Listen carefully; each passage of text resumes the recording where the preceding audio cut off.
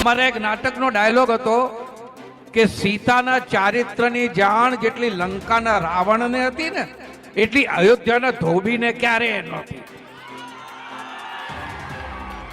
એટલે આ કોંગ્રેસીઓ જે ડમરું વગાડતા હતા ને ખોટે ખોટું એ બોલતી બંધ થઈ ગઈ અને મોદીએ જડબે સલાહ રીતે જે કહ્યું છે એ કર્યું છે. સંકલ્પ પત્રમાં લખેલું કે ભાઈ રામ મંદિર બનશે, રામ મંદિર બનાવી રહ્યા છે. સંકલ્પ પત્રમાં લખેલું કે 370 ની કલમ હટાવી રહી એ હટાવી રહ્યા. અને ત્યારે જ્યારે હટાવવાની વાત ચાલતી હતી ત્યારે હું હતો પાર્લામેન્ટમાં, ત્યારે આ મલ્લિકાર્જુન ખરગે જે છે નવા જે શોભાના ગાંઠિયા જેવા બેસાડ્યા છે કોંગ્રેસના પ્રમુખ તરીકે, એ કદાચ કે જો તમે 370 ની ધારા તમે હટાવશો તો હિન્દુસ્તાનમાં રક્તપાત થઈ જશે, લોહીની નદીઓ વહેશે, આમ થશે તેમ થશે. કશું કાંઈ થયું નહીં, તંબુરોએ થયું નહીં.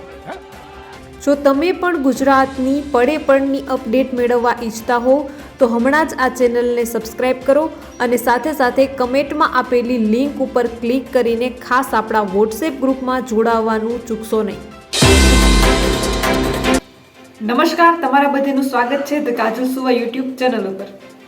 અને પેલા કાશ્મીરના મહેબૂબા મુફ્તી એ પાછા જેના માથા પર દુપટ્ટો છે ને અક્કલ ઉપર પડદો છે, એ પાછા કે તમે જો આ 370 હટાવી છે તો યાદ રાખજો તમારો ઝંડો ઉચકવા વાળો પણ કોઈ જીવતો નહીં રહે, કોઈ માણસ તમને નહીં મળે. અરે ઝંડા બંડાની વાત છોડો, આ લોકોની છાતી પર પગ રાખીને અમિતભાઈએ ને મોદી સાહેબે 370 ધારા આમ દૂધમાંથી માખી કાઢ એમ કાઢીને ફેંકી દીધી. પરંતુ એ પહેલાં હજુ સુધી જો તમે આ ચેનલને સબસ્ક્રાઇબ ન કર્યું હોય તો ખાસ આ ચેનલને સબસ્ક્રાઇબ કરી લેજો, કારણ કે આ ચેનલ પર તમને મળશે ગુજરાતને લગતા તમામ મોટા સમાચારો, વિશ્વની ટોપ માહિતી, સાથે સાથે એગ્રીકલ્ચર એટલે કે કૃષિને લગતી તમામ માહિતી, સરકારી ભરતી, સરકારી યોજનાને લગતી તમામ માહિતી મેળવવા માટે ધ કાજલ સુવા ગુજરાતી સમાચાર યુટ્યુબ ચેનલ એટલે કે આ ચેનલને સબસ્ક્રાઇબ કરવાનું બિલકુલ ભૂલશો નહીં. અને સાથે સાથે ખાસ કરીને આપણા વોટ્સએપ ગ્રુપમાં પણ જોડાવાનું ચૂકશો નહીં. લિંક જે છે તે કમેન્ટમાં પિન કરેલી છે અને ડિસ્ક્રિપ્શનમાં પણ આપેલી છે. આ લિંક ઉપર ક્લિક કરીને તમે આપણા વોટ્સએપ ગ્રુપમાં જોડાઈ શકો છો. અને આ લોકો બધા જોતા રહી ગયા, સમસમી ગયા. આ એ મોદી સાહેબ આવા મરદ માણસો છે, આવા મરદ માણસોએ જે આ લીલી વાડી બનાવી છે. આપણી ફરજ છે, આપણે ધ્યાન રાખવાનું છે કે આમાં કોઈ ભૂંડ ન ઘૂસી જાય, કોઈ સાપ ન ઘૂસી જાય, કોઈ સાપલીઓ ન કરી જાય એ આગળ. અને હમણાં જે બીજી એક આઈટમ ફરી રહી છે ફાટેલી નોટ, મફત વાળી,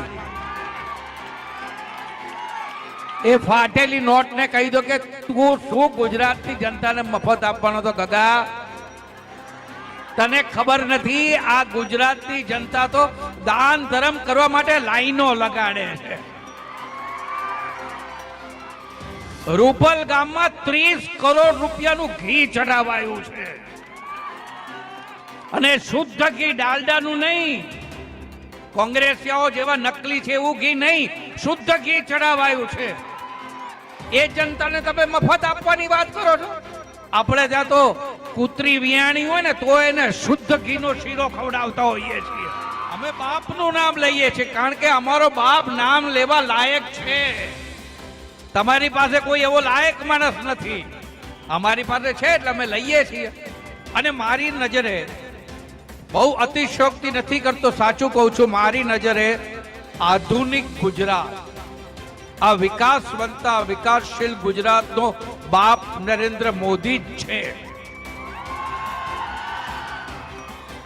મોદી સાહેબના આવ્યા પછી 2001માં એ સીએમ બન્યા પછી જે ગુજરાતે પ્રગતિ કરી છે, જે વિકાસ તરફ દોટ મૂકી છે, આવી દોટ માટે તો કોંગ્રેસ વાળાઓ એમના બાપ જન્મારામાં વિચાર્યું પણ નહોતું.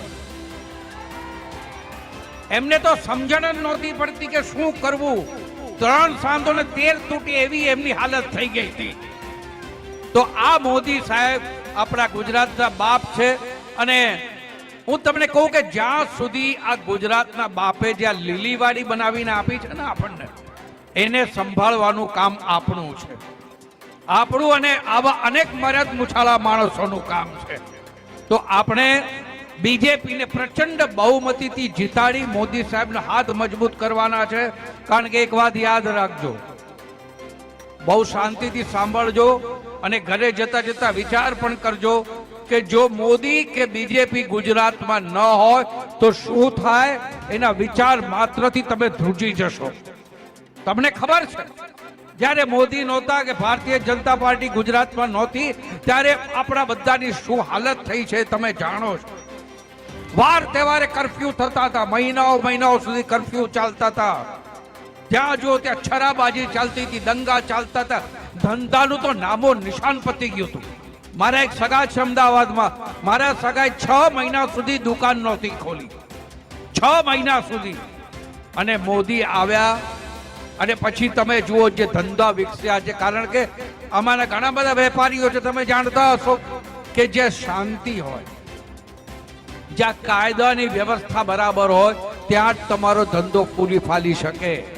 એ ન હોય તો ધંધો થાય નહીં. અને ગુજરાતી એટલે ગુજરાતીના તો નસ નસમાં રગમાં ધંધો હોય.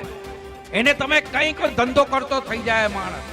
આવી સમજણ વાળો ગુજરાતી, જે પથ્થરને લાત મારીને પાણી કાઢે એવો ગુજરાતી, એનો તમે વિકાસ રૂંધી નાખ્યો તો કેટલા બધા વર્ષો પડે. આ મોદી, જે મોદી માટે આ કહેતા હતા કોંગ્રેસ વાળાઓ કે મોદીને કઈ ખબર નથી, મોદીને ગુજરાતનો માણસ છે, એ પીએમ થઈને શું કરી લેશે, એનું ધ્યાન ધંધુકા ધોળકા સુધી જ હોય. અહીંયા તો વિદેશોમાં વાત કરવાની, બધે વાત કરવાની, એ દુનિયામાં મોઢું શું દેખાડી શકશે, ફલાણું ટીકણું. મોદી આવ્યા અને મોદીએ જે જાદુ કર્યો, જે મોદીને વિઝા આપવા માટે કે આને વિઝા ન આપો એના માટે જે તાગડધીન કર્યા હતા કોંગ્રેસ વાળાઓએ, એ મોદીને તો America, Russia, London, Australia, Japan, France બધા દોડીને ભેટવા માંડ્યા. અને એમને મોદીની ખરી તાકાત ખબર પડી. આ મોદીની ખરી તાકાત આપણા હિન્દુસ્તાની જનતાએ આપી. અને મોદી, જે મોદીને તમે માત્ર ગુજરાતમાં પૂરી રાખવા માંગતા હતા, એ સીટ છૂટ્યો અને દેશ વિદેશમાં એનું નામ થઈ ગયું. આજે માત્ર હિન્દુસ્તાનના પીએમ તરીકે નહીં પણ વિશ્વ ગુરુ તરીકે મોદીની ગણના થાય. ત્યાં સુધી કે લોકો બોલાવે છે કે તમે મધ્યસ્થી કરો. રશિયા અને યુક્રેનની લડાઈ વિશે તમે જાણતા હશો. રશિયા અને યુક્રેન વાળા મોદીને બોલાવે છે કે ભાઈ તમે પુતિનને ફોન કરો અને તમે યુક્રેનના પ્રેસિડેન્ટને ફોન કરો અને આ યુદ્ધનો અંત લાવો. અને આ મોદીની તાકાત જો તમારે જોવી હોય વિદેશ નીતિમાં, એમની તાકાત તમે જુઓ. આપણા 23,000 સ્ટુડન્ટો યુક્રેનમાં ફસાઈ ગયા.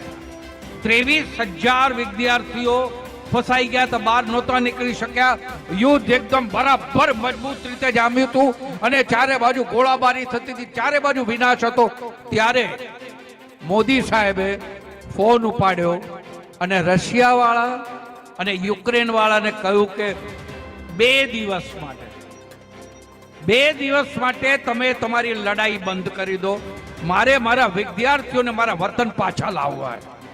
તમે વિચાર કરો, આવું કારમું યુદ્ધ ચાલી રહ્યું હોય, જબરદસ્ત યુદ્ધ છેડાયેલું હોય, ત્યારે મોદીની વાત સાંભળીને રશિયા અને યુક્રેન બે જાની દુશ્મનો 2 દિવસ માટે યુદ્ધ બંધ રાખે અને આપણા 23,000 વિદ્યાર્થીઓ સહી સલામત ઇન્ડિયા ભેગા થાય. આનું નામ મોદી. આ મોદીની વિદેશ નીતિ, આ મોદીનો પાવર. અને જ્યારે અહીંના કોંગ્રેસના અમુક ભાગ્યાઓ જ્યારે એમ કહેતા હતા કે મોદી બેસશે એટલે ખૂણામાર્કી થઈ જશે, હત્યાકાંડ થશે, મુસલમાનોએ દેશ છોડીને ભાગવું પડશે, આ કરવું પડશે, તે કરવું પડશે, કાંઈ થયું નહીં, કશું થયું નહીં. કારણ કે મોદીની નીતિ છે સબકા સાથ, સબકા વિકાસ, સબકા વિશ્વાસ.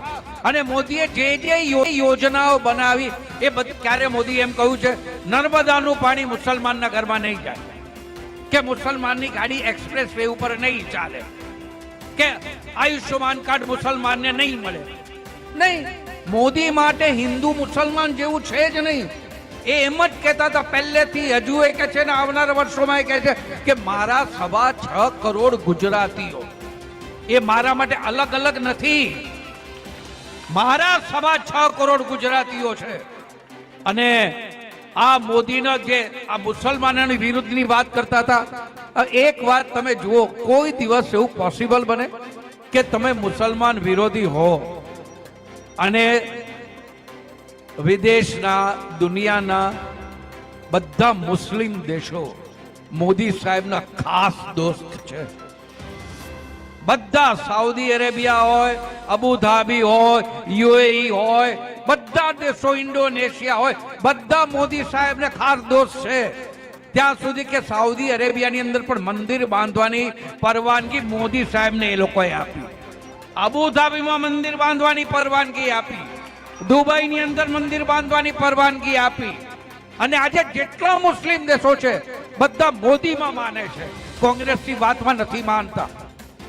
તમામ દર્શક મિત્રોને ખાસ વિનંતી કે ગુજરાત, ભારત અને વિશ્વને લગતા તમામ સમાચારો તેમજ સરકારી યોજનાઓ, સરકારી ભરતી તેમજ કૃષિ એટલે કે એગ્રીકલ્ચરને લગતા તમામ સમાચારો મેળવવા માટે હમણાં જ ધ કાજલ સુવા ગુજરાતી સમાચાર યુટ્યુબ ચેનલ એટલે કે આ ચેનલને સબસ્ક્રાઈબ કરવાનું બિલકુલ ભૂલશો નહીં, કારણ કે આ ચેનલ પર તમને મળી રહેશે વિશ્વના તમામ સમાચારો, એ પણ સાચી અને સચોટ માહિતી સાથે.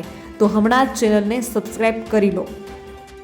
તો બસ આજના વિડીયોમાં એટલું જ. જલ્દી જ મળીશું એક નવા વિડીયોની સાથે. ત્યાં સુધી જોતા રહો ધ કાજલ સુવા યુટ્યુબ ચેનલ. નમસ્કાર.